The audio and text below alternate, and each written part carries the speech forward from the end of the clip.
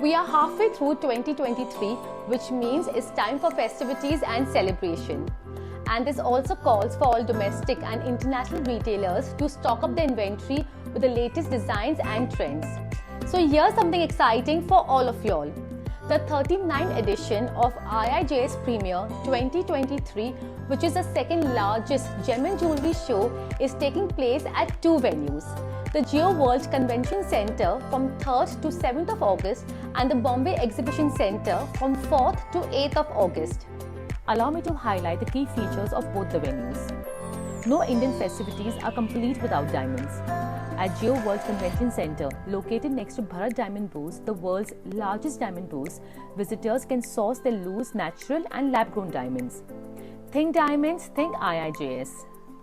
Gold jewellery holds great importance in Indian festivities. At Jio World Convention Centre, there will also be a separate section dedicated to gold and gold CZ-studded jewellery, along with top laboratories, educational facilities and participation from international companies. And now, are you wondering what is there at the Bombay Exhibition Centre from 4th to 8th of August?